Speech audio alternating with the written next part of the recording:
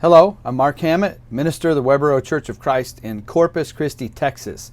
The invitation is always extended for you to join us or visit with us at any time you possibly can. You can do that in person. We also stream our Bible classes and worship assemblies if you would like to join us in that way. But it's good to have you for this daily devotional and Bible reading as always. These are also available on my personal Facebook page, our Weber Road Church of Christ YouTube channel, and then I also have a YouTube channel with my personal name, Mark Hammett, Hammitt. I hope that you'll turn to Genesis 28 for our reading today. Genesis chapter 28. You know, Jacob is an Old Testament character found in the book of Genesis, and there was a point just before our reading where he had to leave home. You know, the family is in turmoil. He's in a condition that is just not safe to be there. Things didn't turn out like he probably expected them. I mean, here he is. He's gained his brother's birthright, which meant a double inheritance for him. He's gained the blessing of his father, which meant that he was in charge when his father would pass from this life. And you consider the fact that he had everything that most men want. He had money, power, he had his mother's love. But the way that he got all of that caused him to have to leave home.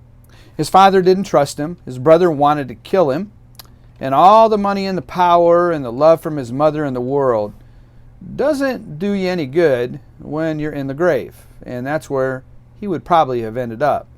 So he goes on a journey, some predict about 500 miles to his mother's homeland to find a wife. And maybe to let things at home cool down a little bit. Now, you really get the impression that here's Jacob's trip, and it's a very difficult trip. These are bleak circumstances he's living in. It seems like he may not have had to leave home. You know, he had a lot going for him there, but he also doesn't have the things that most people would want on such a trip. And he gets to the point where he even uses a rock or a stone for a pillow.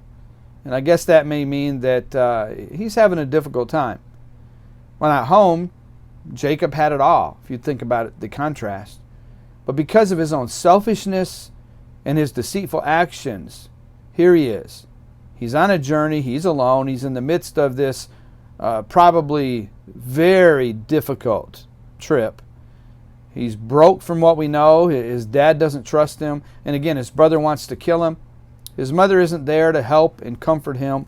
And so, as one man put it, it really stinks to be Jacob at this point in his life. And again, you might imagine Jacob's condition that he's in. And what must have been going through his mind probably wasn't too pleasant. You might think, here he is thinking, how did I end up like this? Where is everyone that loved me? Maybe he even thought for a moment, I'd like to go back and take everything back. I want to go home. He must have thought this was the worst time in his life. But in retrospect, it was actually a good place for him to be, because when you're on the top of the mountain, you feel pretty good about yourself. And so often people get to the top of the mountain, they have money, wealth, and power and fame, and they feel like, why do I need God's help? But when you do hit rock bottom, the only direction you can look to is up. Jacob had hit rock bottom in his life. And the position that he was in at one point, what it did to him was it really opened his eyes to realize that he needed God. And maybe it was the first time in his life he came to that realization. And so just consider what God does. Let's go ahead and read from Genesis chapter 28, starting in verse 10.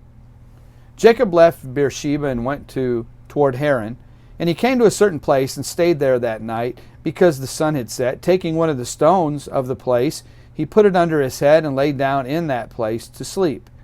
And he dreamed, and behold, there was a ladder set up on the earth, and the top of it reached to heaven. Behold, the angels of God were ascending and descending on it.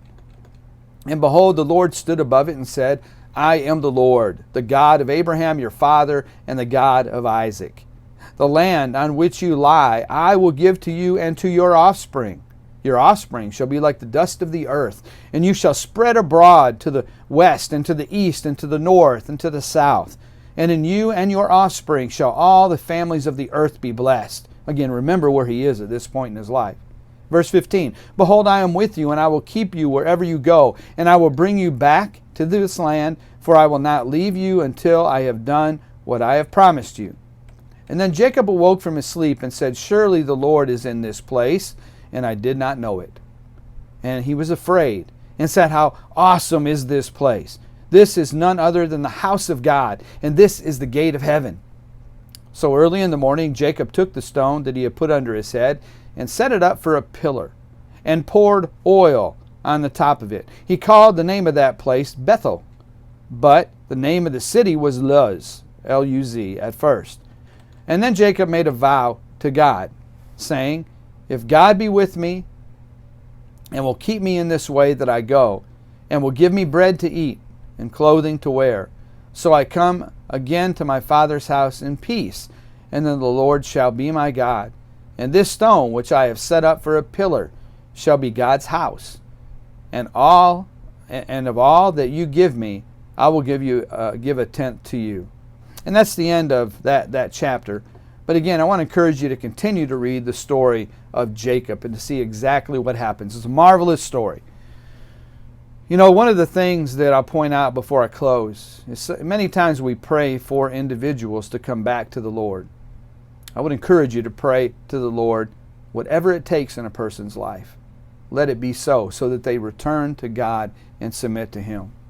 You know, sadly, so often, just like Jacob, we do have to hit rock bottom before we realize we truly need God and we need His forgiveness.